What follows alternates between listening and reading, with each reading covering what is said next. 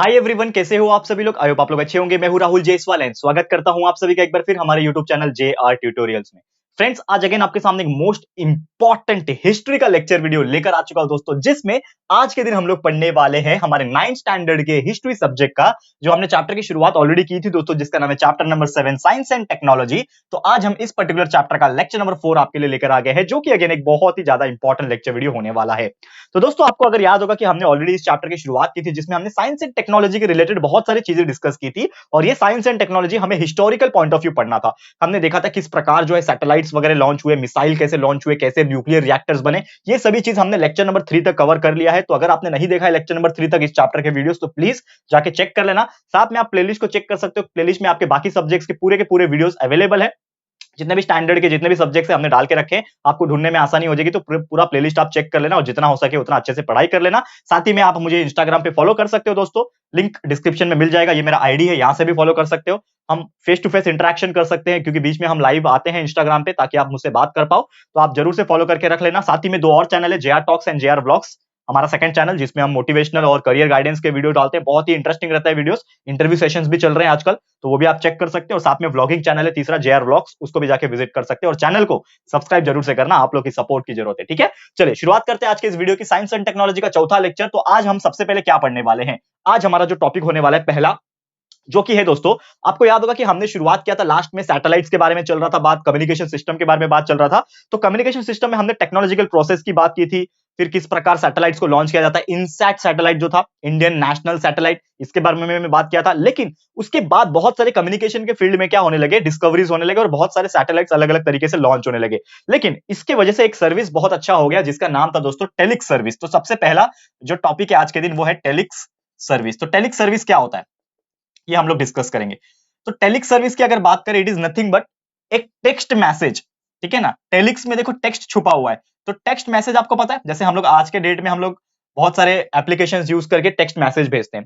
लेकिन एक टाइम हुआ करता था कि नॉर्मल तरीके से टेक्स्ट मैसेज, और वो टेक्स्ट मैसेज क्या होता था, टाइप्ड होता था। टाइप्ड मैसेज बोल सकते हो, टेक्स्ट मैसेज भी नहीं बोलेंगे हम, टाइप्ड मैसेज बोलेंगे। तो टाइप मैसेज को हम लोग एक जगह से दूसरे जगह पहुंचा सकते हैं। जैसे हम लोग कम्युनिकेशन सिस्टम में क्या करते हैं, यहां से बात करते हैं। लेकिन एक टेलिक सिस्टम आया कि कुछ लिखा हुआ चीज, टाइप किया हुआ कुछ चीज यहां से दूसरे जगह पे हम लोग पहुंचा सकते हैं। तो वो जो सिस्टम था, वो जो सर्विस था, उसको ही हम लोग बोलते हैं टेलिक सर्विस। तो जो डिपार्टमेंट था कम्युनिकेशन का, टेलीकम्युनिकेशन का, जो फोन वगैरह का होता है डिपार्टमेंट, तो टेलीकम्युनिकेशन का डिपार्टमेंट जो था under the ministry of the communication department. क्योंकि आपको पता है कि जब सरकार बनती है तो उसमें बहुत सारे डिपार्टमेंट होते हैं, और उसमें से एक डिपार्टमेंट होता है ministry of the communication department, telecommunication department. तो ये इनके साथ मिलकर इन्होंने ये टेलिक सर्विस की शुरुआत की थी, ताकि एक जगह से बैठे बैठे हम दूसरे दूर तक टाइप किया हुआ मैसेज को पहुंचा सके, और वहां पे उसको वो मैसेज मिल सके, और वो उसको रीड करके उसका रिप्लाई भी टेक्स्ट के थ्रू दे सके। क्लियर है। तो एक पार्ट ऑफ कंट्री से दूसरे पार्ट ऑफ कंट्री तक ये मैसेज पहुंच सकता है। तो 1969 में ये जो है टेलिक सर्विस की शुरुआत की गई थी, यानी 1969, यानी बहुत साल पहले की ये बात है। तो 1969 में ये टेलिक सर्विस की शुरुआत की गई थी। और इसका जो लैंग्वेज होता था वो देवनागरी होता था। देवनागरी आप जानते होंगे, देवनागरी। ठीक है, तो देवनागरी लैंग्वेज के हिसाब से इसकी शुरुआत किया, और वो भी दिल्ली में। ठीक है ना, देवनागरी स्क्रिप्ट, जो कि उसका लोकल लैंग्वेज होता है। देवनागरी इज नथिंग बट, अगर देवनागरी मराठी में बात करें तो हमारा मराठी हो गया लोकल लैंग्वेज, उसके हिसाब से देवनागरी हिंदी होता है। देवनागरी दिल्ली में हिंदी चलता है, तो देवनागरी लैंग्वेज में, देवनागरी स्क्रिप्ट में टाइप किया हुआ मैसेज एक जगह से, एक पार्ट ऑफ कंट्री से दूसरी पार्ट ऑफ कंट्री तक पहुंचा सकते थे। बाद में ये जो सर्विस था वो धीरे धीरे इतना सक्सेसफुल हो गया कि हर जगह इसको यूज किया जाने लगा, and all over the country इसका इस्तेमाल जो है किया जाने लगा। और ये सर्विस जब शुरुआत हुआ था तो अलग अलग फील्ड्स में इसका इस्तेमाल होता था। साथ ही में जब इंटरनेट का जमाना आ गया, with the rise of the internet in the 1990, आपको पता है 1990 से इंटरनेट बहुत ज्यादा फॉर्म में आ गया था, इंटरनेट का यूज करना लोगों ने सीख लिया था। तो 1990 के बाद ये इसका जो इंपॉर्टेंस था वो क्या होने लगा, धीरे धीरे करके कम होने लगा, क्योंकि इंटरनेट आ गया था। तो इंटरनेट से हम लोग बहुत सारी चीजें कर सकते थे उस टाइम पे, तो ये सब चीजें होने लगा। लेकिन तब तक, उसके पहले, यानी इंटरनेट के आने के पहले, बिफोर इंटरनेट, इसके पहले तक इस टेलिक्स सर्विस का क्या था, बहुत ज्यादा डिमांड था। लेकिन जैसे इंटरनेट आ गया, इसका जो डिमांड था वो थोड़ा सा क्या हो गया, रिड्यूस हो गया। क्लियर है। तो उम्मीद करता हूं टेलिक्स सर्विस क्या है ये आपको समझ में आ गया होगा। चलते हैं नेक्स्ट टॉपिक के ऊपर। तो अगला जो टॉपिक है, one of the most important topic, again satellite के इंपॉर्टेंट, सैटेलाइट के ऊपर डिपेंड करता है, और सैटेलाइट के थ्रू कनेक्ट भी होता है, और इसका नाम है सैटेलाइट कम्युनिकेशन सेंटर। ठीक है, तो ये जो सैटेलाइट कम्युनिकेशन सेंटर है, ये क्या है, ये डिस्कस करेंगे हम लोग।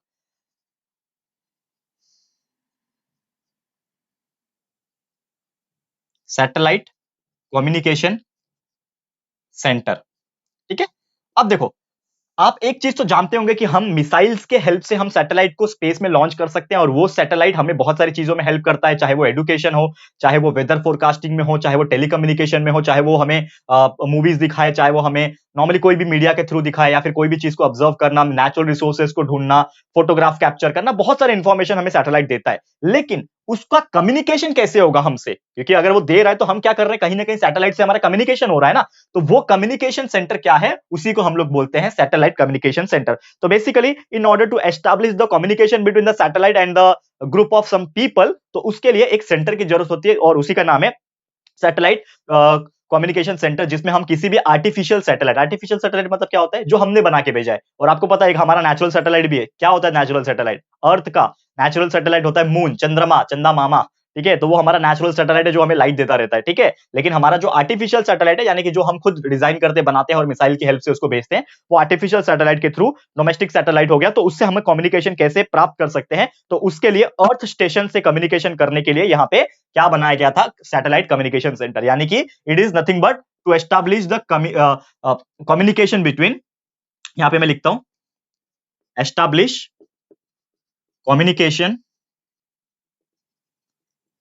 Communication with earth station. Earth का जो स्टेशन होता है ना, पता है ना, अर्थ स्टेशन। तो उससे एस्टैब्लिश क्या करने के लिए, कम्युनिकेशन को एस्टैब्लिश करने के लिए ये जो है सेंटर बनाया गया। तो नॉर्मली इसकी शुरुआत की गई थी, सबसे पहले ये एस्टैब्लिश किया गया था 1967 जोधपुर में। 1967 जोधपुर में इसको सबसे पहली बार एस्टैब्लिश किया था। बाद में अहमदाबाद जो है, ठीक है ना, जोधपुर टेकरा, जो कि अहमदाबाद में आ जाता है, ठीक है। जोधपुर, ये राजस्थान वाला जोधपुर नहीं है, मैं भी एक टाइम पे कंफ्यूज हो गया।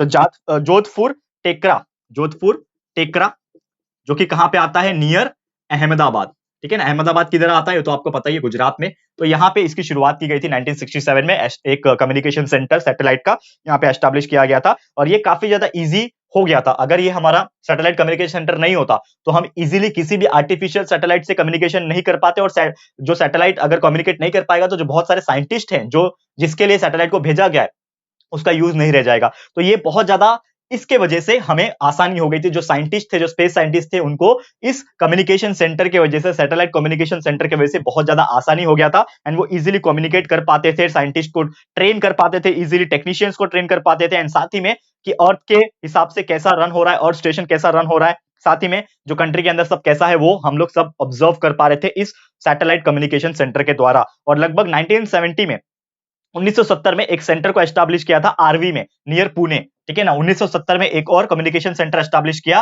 कहां पे, आरवी, ठीक है ना, आरवी में, जो कि पुणे के आसपास आता है। यहाँ पे एक और कम्युनिकेशन सैटेलाइट कम्युनिकेशन सेंटर की शुरुआत की गई थी, इक्विप किया था। और इसको फॉरेन के, यानी कि इंटरनेशनल टेलीकम्युनिकेशंस के कनेक्ट किया गया था, और इंटरनेशनल टेलीकम्युनिकेशंस के लिए इसको बनाया गया था ताकि ये कम्युनिकेट कर पाए। क्लियर है? तो उम्मीद करता हूं कि ये चीज आपको बहुत ही अच्छे तरीके से समझ में आ गया होगा। एक और बहुत ही अच्छा टॉपिक है, ये शायद आप जानते होंगे इसके बारे में, जिसका नाम है दोस्तों यहाँ पे पिन कोड। ये तो वर्ड आपने सुना ही होगा, PIN, पिन कोड। हम लोग जाते हैं कहीं पे, एड्रेस लिखते हैं अपना, तो एड्रेस के नीचे हमेशा हम क्या लिखते हैं, अपना पिन कोड लिख के आते हैं। तो जब हम लोग पिन कोड लिखते हैं दोस्तों, तो एक चीज आपको हमेशा ध्यान रखना है। क्या ध्यान रखना है?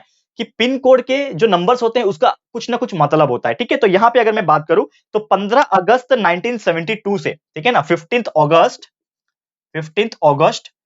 1972 से यहां पे क्या हो गया कि जो पिन कोड है इसका इस्तेमाल किया जाने लगा। और ये सिस्टम इंट्रोड्यूस किया गया पहली बार हमारे कंट्री में। और पोस्ट एंड टेलीग्राफ जो डिपार्टमेंट होता है, आपको पता है ना, पोस्टल डिपार्टमेंट होता है, हर चीज तो पता ही होगा नॉर्मली कि हर एक का एक डिपार्टमेंट होता है। जैसे टेलीकम्युनिकेशन डिपार्टमेंट क्या करेगा, टेलीकम्युनिकेशन यानी फोन सर्विस, ये सब सर्विस को ये करता है, मैनेज करता है। वैसे यहाँ पे पिन कोड को मैनेज करने के लिए, या फिर जो इस प्रकार का जो पोस्टल सर्विस होता है ना, चिट्ठी वाला, तो इसको मैनेज करने के लिए एक डिपार्टमेंट है जिसका नाम है पोस्ट एंड टेलीग्राफ डिपार्टमेंट। तो इन्होंने यहाँ पे 6 डिजिट पिन कोड सिस्टम की शुरुआत की गई थी पूरी कंट्री में। और ये जो पोस्टल इंडेक्स कोड जो होता है, ठीक है ना, ये पोस्टल इंडेक्स कोड जो है, ठीक है ना, इसको हम लोग क्या बोलते हैं, पी का मतलब होता है पोस्टल, IN का मतलब होता है इंडेक्स, और कोड, तो पोस्टल इंडेक्स कोड जो होता है, पिन कोड जिसको हम लोग बोलते हैं, इसकी शुरुआत की गई थी। और इसका वजह से एफिशिएंसी काफी ज्यादा बढ़ गई थी, क्योंकि एक टाइम ऐसा होता था कि लोगों को एड्रेस ढूंढने में काफी तकलीफ होती थी, ठीक है ना। अगर मैंने को कुछ चीजें भेजना है, कुछ चिट्ठी भेजना है, वहां पे भेजना है, और वहां पे पिन कोड नहीं है उसका, तो बहुत तकलीफ होती थी, मतलब एफिशिएंसी नहीं होती थी और एक्यूरेसी भी नहीं होती थी। कहीं गलत पते पे चला गया, एफिशिएंसी टाइम लगा उसको पहुंचने में, ढूंढने में टाइम लग गया। तो ऐसे लेटर्स वगैरह जो होते थे या फिर पोस्टल सर्विस होता था, वो उसका एफिशिएंसी अच्छा नहीं था। लेकिन जैसे ये पिन कोड सिस्टम इंट्रोड्यूस किया, जब ये सिस्टम को यूज करना शुरू कर दिया, तो काफी ज्यादा ये जो पोस्टल सर्विस का जो डिपार्टमेंट है, इसकी एफिशिएंसी काफी ज्यादा इंप्रूव हो गई थी, जिसके वजह से बहुत ज्यादा लोगों को फायदा होने लगा। तो बेसिकली क्या होने लगा कि जो कंट्री है इसमें 9 रीजन्स में डिवाइड किया गया, यानी पिन कोड को ऐसे टोटल 9 रीजन में डिवाइड किया गया, जिसमें कोई भी पिन कोड का जो पहला नंबर होता है, जैसे कि एग्जांपल के तौर पे 400000, समझ लो 6। नॉर्मली आपको पता है कि पिन कोड हमेशा 6 डिजिट का होता है, ये तो आपको जानते ही होंगे। Pin code is always in 6 digit, हमेशा 6 डिजिट में होता है पिन कोड, ठीक है ना। जिसमें से ये जो पहला जो डिजिट होता है ना, जो पहला डिजिट होता है वो क्या बताता है, ये रीजन बताता है। क्या बताता है दोस्तों, उस पर्टिकुलर का रीजन, उस पर्टिकुलर जगह का वो रीजन बताता है कि कौन से रीजन में। दूसरा वाला क्या बताता है, उसका सब रीजन, ठीक है ना, उसका सब रीजन। जैसे कि आप बोलते हो कि यहां पे है, लेकिन उसके अंदर वहां पे एक जगह है, समझ लो, ठीक है ना, एक शहर है पालघर, पालघर के अंदर किधर, बोईसर। तो ऐसा रीजन, रीजन के अंदर सब रीजन। और तीसरा जो डिजिट है वो ये बताता है कि उस पर्टिकुलर इलाके का क्या है, मेन डिस्ट्रिक्ट कौन सा है, यानी कि डिस्ट्रिक्ट डिसबर्समेंट क्या है, ठीक है ना, डिस्ट्रिक्ट बताता है एक तरीके से, कौन से डिस्ट्रिक्ट में फैला हुआ है। तो वो बताता है, जो मेन डिसबर्समेंट डिस्ट्रिक्ट होता है वो बताता है। और बाकी के जो 3 डिजिट होते हैं ना, वो उसके लोकेशन बताते हैं, लोकल पोस्ट ऑफिस के, यानी कि जो बचे हुए 3 हैं वो क्या बताता है, लोकल पोस्ट ऑफिस का, लोकल पोस्ट ऑफिस का लोकेशन बताता है। क्या बताता है दोस्तों, लोकेशन बताता है। क्लियर है, समझ में आ रहा है। यानी कि जो भी पिन कोड होता है उसके टोटल 6 डिजिट में से पहला डिजिट उस चीज का रीजन बताता है, जो भी आप जहां से बिलोंग करते हो तो वो रीजन, ये 4 का मतलब उस रीजन का नाम रहेगा। फिर अगला जो नंबर रहेगा, समझ लो 0 है, तो उसका वो सब रीजन का नाम रहेगा। तीसरा जो 0 है या फिर तीसरा जो नंबर रहेगा, जो भी रहेगा, वो उसके डिस्ट्रिक्ट का डिसबर्समेंट बताता है। एंड बाकी के जो 3 नंबर जो भी रहेंगे, ये तो मैंने एग्जांपल के लिए लिखा हुआ है, लेकिन बाकी के अगर तीनों जो नंबर रहेंगे वो उस लोकल पोस्ट ऑफिस, जो आपके आसपास लोकल पोस्ट ऑफिस होता है ना, जहां पे आपके पार्सल्स आते हैं, यहाँ पे आपकी चिट्ठी वगैरह आती है, कुछ डॉक्यूमेंट आते हैं, तो वो उस लोकल पोस्ट ऑफिस का लोकेशन बताता है। और इस प्रकार से ये चीजें होती है। तो खासकर अगर महाराष्ट्र में आप देखोगे, तो महाराष्ट्र में जो पिन कोड शुरू होते हैं, वो स्टार्टिंग के नंबर आप देखोगे तो 40 से होते हैं, या फिर 4041 से होते हैं, 42 से होते हैं, 43 से होते हैं। इस प्रकार के नंबर आपको देखने मिलते हैं, ठीक है ना। 401501, 401506, 401303, 401908, 401968, 412612, ऐसा, मतलब मैं कुछ भी बोल रहा हूं, मतलब मैं अपने हिसाब से बोल रहा हूं। यानी कि आपने देखा होगा कि इस प्रकार के जो नंबर है वो यहाँ पे आपको देखने मिलते हैं, जिसमें से नॉर्मली जो फर्स्ट 2 डिजिट्स है उसका ज्यादा महत्व होता है, क्योंकि वो एक रीजन और सब रीजन बताता है, ठीक है ना। और यही सब चीजें चलती आ रही है। और 1986 में स्पीड पोस्ट सर्विस जो है वो स्टार्ट हो गया था, बिकॉज ऑफ पिन कोड। क्योंकि पिन कोड आ गया तो एफिशिएंसी भी बढ़ गई है पोस्ट ऑफिस सर्विस की, क्योंकि वो बड़ी आसानी से और बड़ी एक्यूरेटली वो पोस्ट को डिलीवर कर पा रहा था लिखे हुए पते पे। तो यहाँ पे उसके बाद इन्होंने ये जो पोस्टल डिपार्टमेंट एंड सर्विस जो मैंने बात किया ना, पोस्टल डिपार्टमेंट का, इन्होंने एक और सर्विस शुरू किया जिसका नाम था स्पीड पोस्ट। अब स्पीड पोस्ट का मतलब क्या होता है, जो भी पोस्ट रहेगा उसको स्पीड से भेजा जाए। जैसे कि आप आज के दिन कोई भी पोस्ट को अपने, समझ लो आप बोईसर में रहते हो, या फिर आप मुंबई में रहते हो, या फिर आप कहीं पे भी रहते हो, ठीक है ना। मैं एग्जांपल अपना दिया क्योंकि मैं बोईसर में रहता हूं। तो बोईसर में मैं रहता हूं, तो यहां से अगर मुझे बहुत दूर भेजना है, समझ लो वेस्ट बंगाल, या फिर समझ लो उत्तर प्रदेश, या फिर तमिलनाडु, या फिर कश्मीर, यहाँ पे मुझे कुछ पार्सल भेजना है, पोस्ट सर्विस भेजना है, तो मैं जाके क्या करूंगा, स्पीड पोस्ट करूंगा। पोस्ट ऑफिस जाऊंगा, उसको पैक करूंगा, उसमें एड्रेस लिखूंगा, पिन कोड डालूंगा और उसको स्पीड पोस्ट कर दूंगा। तो स्पीड पोस्ट करना मतलब आने वाले 2 से 3 दिन, 4 दिन के अंदर वो जो पोस्ट है, वो जो पार्सल है, वो वहां पे पहुंच जाएगा। इतना फास्ट सर्विस है, सोचो। जो पहले के जमाने में 1-1 महीना लग जाता था, आज वो 2 से 3 दिन, 4 दिन में काम हो जाता है दोस्तों। तो कितना आसानी से ये सब चीजें पहुंचने लगी है, ये हमें हमारा ये चीज बताता है। क्लियर है। तो उम्मीद करता हूं कि यार आपको ये चीज बहुत ही अच्छी तरीके से समझ में आ गया होगा। बहुत ही अच्छा था ये वाला टॉपिक, जिसमें हमने बहुत सारी चीज एक्सप्लोर की, ठीक है। अब मैं क्या कर रहा हूं दोस्तों, इसको मैं रफ कर रहा हूं, क्योंकि अभी एक और टॉपिक है जो हमें डिस्कस करना है, बहुत इंपॉर्टेंट ही, और वो डिस्कस करने के बाद ही हमारा ये जो आज का लेक्चर है इसको मैं स्टॉप करूंगा, ठीक है। हमारा स्पेस खत्म हो गया अभी, तो मैं ये जो पार्ट है इसको रफ कर रहा हूं। अगर आपको कुछ इंपॉर्टेंट लग रहा है इसमें, तो आप इसको स्क्रीनशॉट ले सकते हो, या फिर नोटबुक में नोट डाउन कर सकते हो वीडियो को पॉज करके, ठीक है। मैं थोड़ा सा 2 सेकंड के लिए वेट करता हूं, आप फटाफट से लिख लो या फिर स्क्रीनशॉट ले लो।